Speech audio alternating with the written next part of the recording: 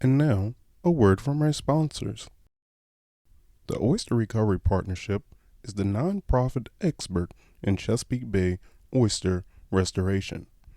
Oyster Recovery Partnership has planted more than 9 billion oysters on 3,000 acres of reef and recycled more than 250 bushels of shell.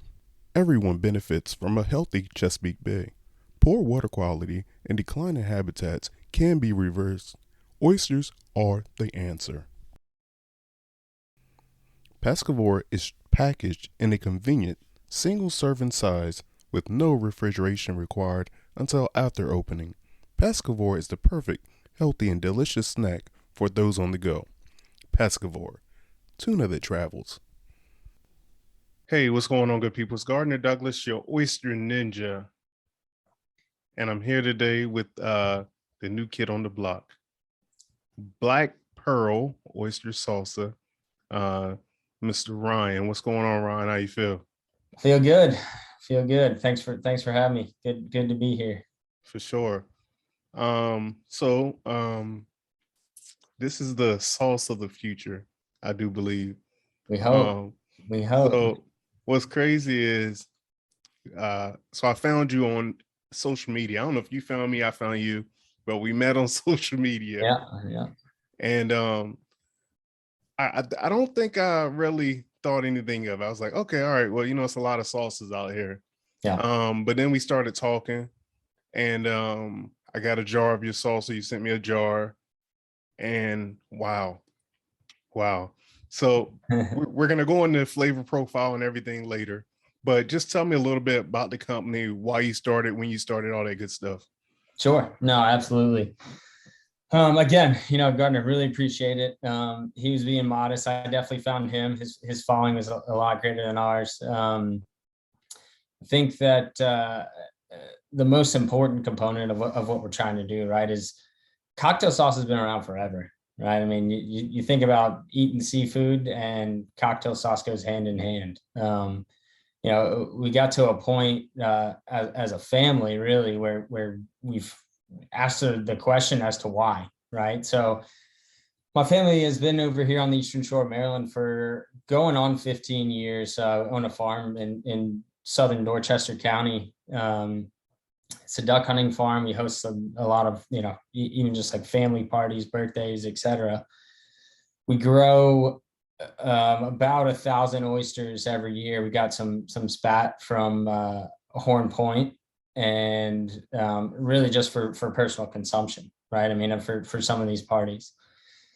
Obviously we started out and, serving cocktail sauce everywhere you go. Our oysters are served with cocktail sauce, hot sauce, lemon, or, nothing. But, cocktail sauce was prevalent. And again, we asked ourselves why, right? I mean, I think is after, while we were building out the business plan, actually, the one image that kept coming up was, I'm sure that, I know the evidence of the first oysters being eaten was like hundreds of thousands of years ago.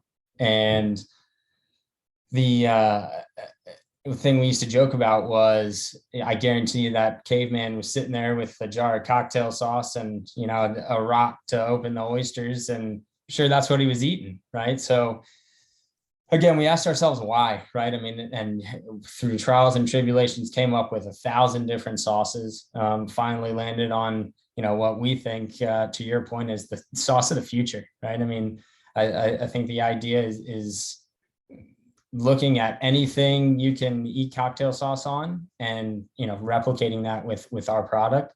But we're going a step further, right? I mean, the cool thing about where we are right now is people are reaching out to us from all over and saying, hey, one lady actually called us and said, I tried this in my meatloaf. It was delicious. I don't know that I would ever go that far, but it's I think it's pretty cool that not only is it synonymous with cocktail sauce or can be used to replace cocktail sauce, but it goes a step further, right? So anyway, back to, how we started. I mean, we probably went through 1,000 different recipes, and the one we landed on was a winner. Everyone in the family kind of simultaneously said, yep, this is it. So went through the process, got it all FDA approved, got a company to make it for us. The one thing one of the things that we wanted to be sure that we emphasized and, really kept the focus on is this idea of Chesapeake, right? I mean, with respect to the oyster industry in particular, the Chesapeake Bay is monumental in the preservation of oysters, right? So I think, hey, this is where we are. We really want to embody everything it means to be here on the Eastern Shore and in the Chesapeake, like, the watershed, really. But that's why we kind of kept it in the name. I think ultimately the goal, Garner, will be to have the supply elsewhere, right? I mean, even through your podcast, you've actually been connected with a couple other people, up in New England and even down to Florida, who, similar to what we did with you, we sent them a bottle and they, are now kind of branching out and trying it at some of their events. And I think it has a lot of momentum behind it. So, pretty exciting. I mean, we're stoked to be where we are. And I think that it's up from here. So. Well, the thing about it is a good product speaks for itself. It doesn't need anybody else to talk for it. Yeah. You know what I mean? So that's why I had you on. Well, that's why I'm having you on the podcast. It's like, I just had this idea, honestly. I was like, I need products to represent, but I wanted products that I actually use. I didn't want to represent. So, like, as you've seen probably on my social media podcast, the Yugo knife. It's a great knife. Now, the cocktail sauce. Next up is oysters. Like, I need just an oyster I can stand by. But, like, I want products I can stand by and, like, stand behind and, help push and, that type of thing. So, like, that's why, like, this salsa is a salsa. I've never tasted anything that compares to this. Sure. That was the goal. Again, so I think real quick I think with respect to oysters, right? I mean, I think a lot of the reason I have tons of friends, I'm through college or high school or whatever, made a connection with a ton of people who either didn't like oysters or had never tried them just because of the consistency. The idea of the salsa kind of breaks that up, right? So I think that having the idea was fresh, right? I mean, you open a can of cocktail sauce, it's just, a processed, pasty kind of thing, right? Even if you make it yourself, it's that way. The idea of making it a salsa, bringing in some fresher ingredients, making it chunkier, breaking up some of that consistency, especially for people just either trying oysters for the first time or who previously have said, I'm not eating oysters again because that's a slimy, nasty thing, so we're hoping to kind of change that mentality. And thus far, so the effort within the last year has really been focused on some of the oyster festivals, right, or seafood festivals around the Chesapeake. Probably 60 to 70,000 people have tried it just on samples or whatever. And I can count on one hand the people that haven't been either excited about the idea or really love the product. So I think the idea of salsa, a lot of people think it's kind of weird, right? They hear oyster salsa, two things, right? They think, well, salsa and oysters, those two don't go together, right? But it tastes like a regular salsa, but it also doesn't, right? At least, that's the goal and that's the feedback that we've gotten. So again, pretty exciting and we're really looking forward to what's to come and working with you on the podcast and moving forward. For sure. So I know you said in the last year, you've really been ramping things up as a business. Mm-hmm. But when did this dream start? Like, how long has it been official, I guess? Since inception, we've been talking about it for 10 years, right? I mean, I was in college and we had this idea to let's shake up the industry, right? Let's give people something that, while there are a ton of seafood sauces that claim to be good on oysters, like let's make something specifically for it, right? So I'd say it's been about 10 years. I think, I was working in Northern Virginia in 2018, took a year off, and really this idea came to fruition within that year. I think the process of finding a co-packer who's the company that bottles it and sources ingredients and stuff for us. Coming up with the label, we worked with a local artist on the label, pretty unique, and you can see here, right? It's an otter. I've kind of wanted to make it specific to the bay. There's a boat in there, an oyster boat. Yeah, you got the boat shoes, or yeah, that's right. The waterman the boat shoes. boots. That's right. The extra tough boots. So anyway, start to finish, I think once I really set my mind to it, we came up with the final recipe, got FDA approval. It's been a little bit over a year, maybe a year and a half, year and 3/4. But again, the momentum has been awesome. The feedback has been phenomenal, and looking forward to kind of shaping this idea of what you should and should not put on oysters, right? So how was the learning curve of just learning the business of sauce? Because a lot of people look past it, they see the product, but just like, if you come into something you've never done before, it's going to be a learning curve. So how was that for you? There was certainly a learning curve, right? I mean, my background is I'm in software. So that is the furthest thing away from sauce, right? I think, again, once we set our mind to it, I think having the passion to actually get it done. I can sit down, and me and my brothers can sit down and eat 1,000 oysters in one sitting. And don't quote me on that, because I know you'll probably put me to the test. But there's a lot of passion behind it. We really love it, and I think that like anything, if you set your mind to it and put the time in to understand how to make something happen, it's going to work. So I took a couple of courses from NC State and Cornell on acidified foods manufacturing. Went that route, and started learning about co-packer. I didn't even know what a co-packer was. I went up to the Fancy Food Show in New York, which is this massive trade show with over 1,000 vendors, really just to learn. So it was certainly a learning curve, but like anything, they tell you, work every day of your life, but do what you love. But it's not, don't consider it work, Right. So that's cool, man. Yeah. So let's hop in into this flavor, man. I'm gonna do a live tasting. Heck yeah. I'm gonna do a live tasting, man. Simply for the fact, because since you dropped me off that last shipment, I haven't opened it up. This is the first time. So I did that on purpose because I wanted my memories to be fresh. You know what I mean? Yeah, I hear you. So let me put this down. So this is gonna be like an ASMR. We're gonna see if we can hear this pop. Ooh. Oh, I like it. There you go. That's fresco. Muy fresco. So even opening it up, man, you can just smell the freshness. You can throw the freshness of the herbs and spices and sauces all combined. And what's crazy is, I was just looking over your ingredients, and I looked at them, the first time I had it. But I'll go into this a little bit after I eat it. But I'm like, I taste fruit. Yeah. I just knew it was some blueberries in or something. I was like, yo, but it's amazing. Let me just go ahead and get in here. Oh man.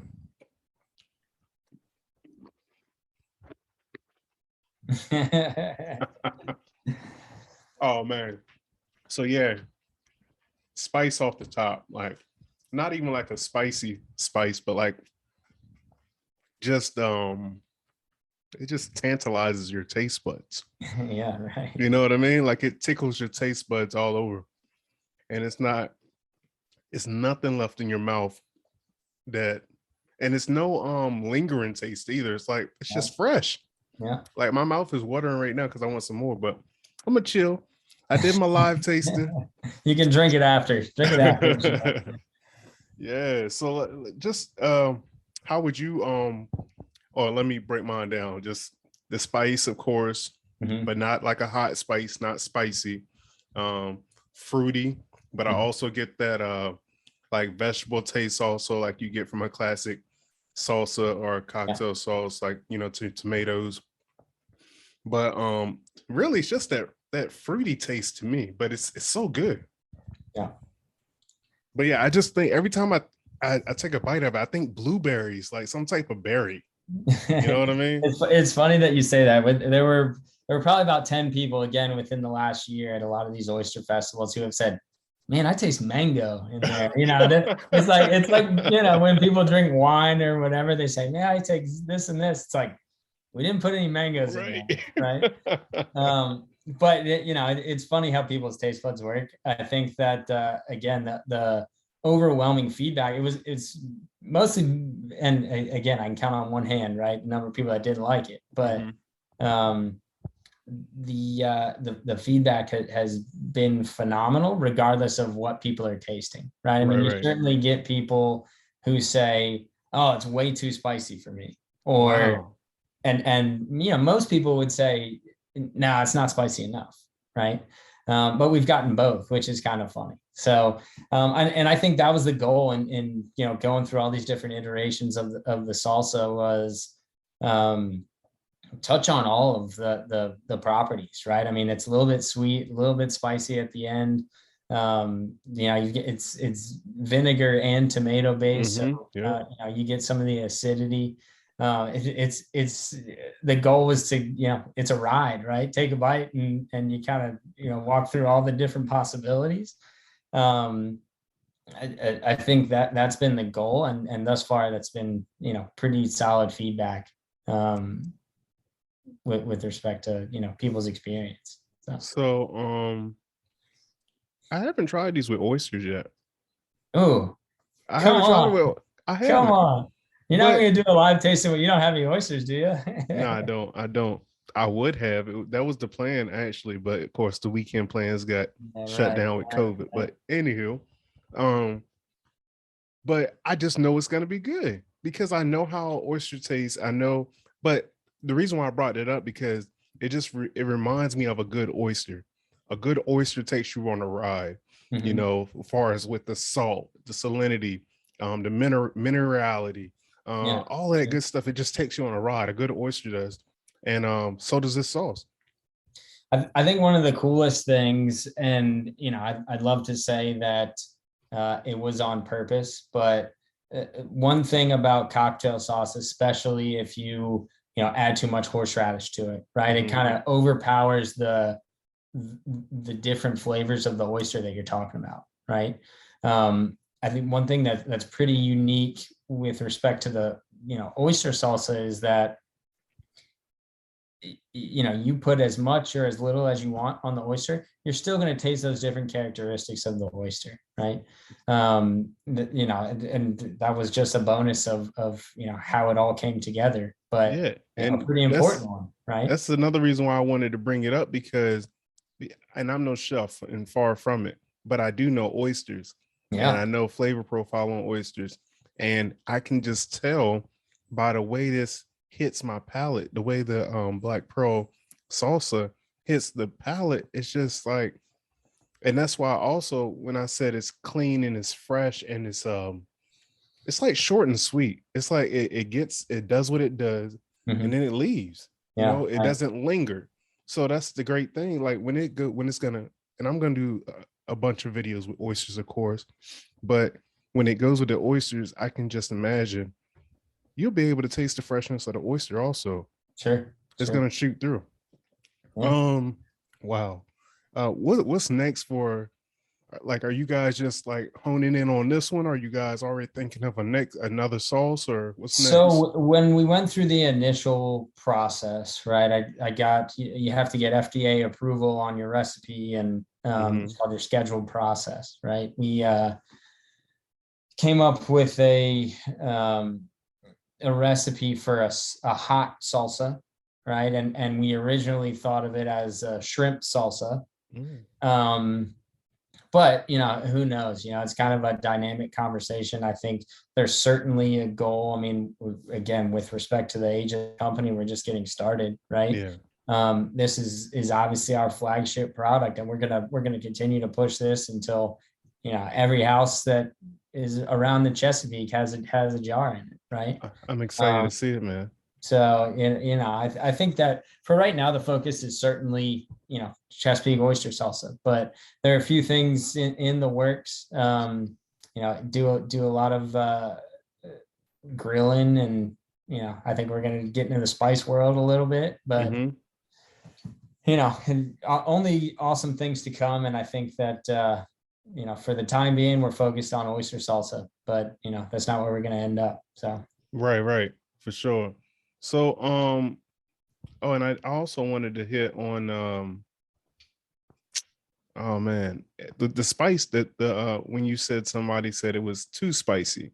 mhm. Um, again, on that lingering part, it's like it hits you and then it's gone. Like, you Right, know how right. some things are so hot you just can't shake it, Sure. you know? So like you feel it, but then it's gone. And then Yeah. you just get to kind of sit back like, oh, that was good. That's super cool, man. That's super cool. So are you doing any events, or you got any festivals or anything coming up where people Yeah, can come check you out? we're in the throes right now of booking all of our spots at the US Oyster Festival down in St. Mary's County in Leonardtown. We're gonna be at the Maryland Seafood Festival there at Sandy Point, right next to the Bay Bridge. The Waterfowl Festival here on the Eastern Shore. St. Michael's has an oyster festival. So, I mean, we're pretty chock full. That early fall is kind of packed for us.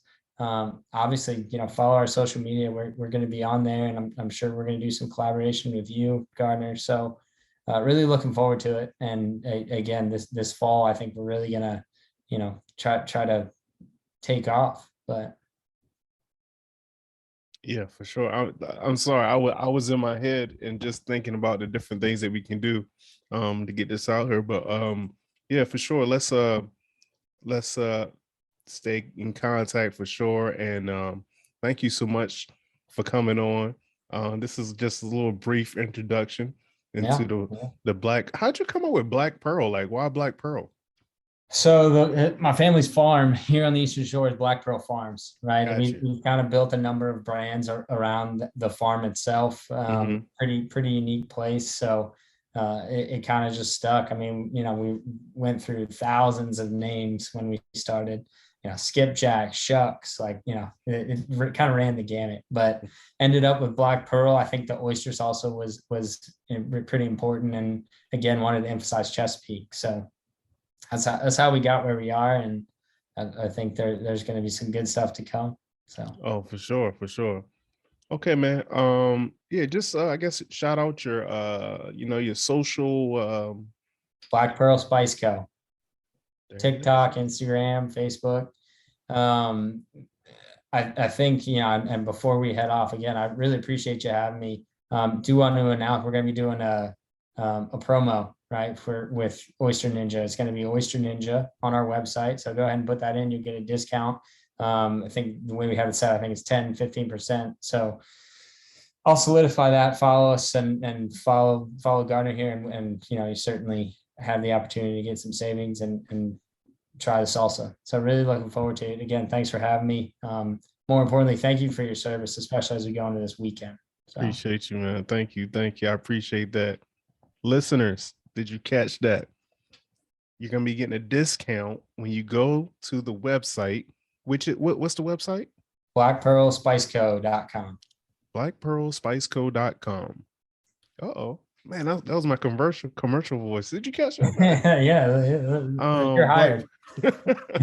but yeah, go on the website, order you 2 or 3 jars because they don't last long. I promise you they don't last long.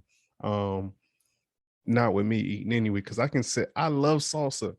I Yeah. promise you, I love salsa. So like when I was in college, I had a routine on every Friday. I would get 2 bags of Tostito or whatever they are, Tostito Yeah. chips, Okay.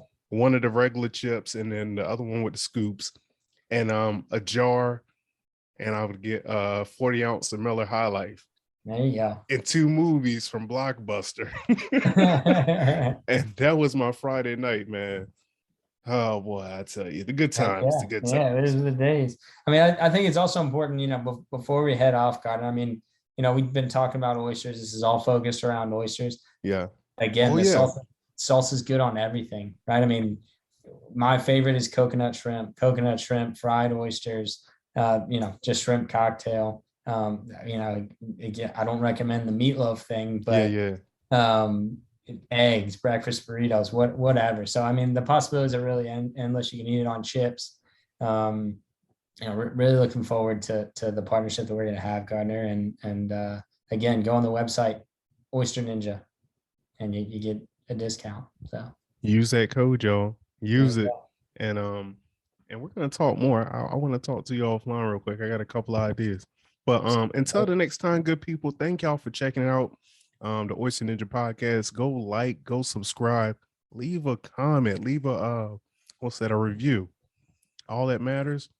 And until the night next time, my salsa. My salsa. And now, a word from our sponsors.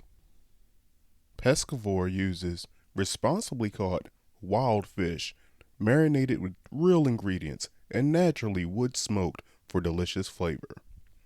Pescavore, tuna that travels.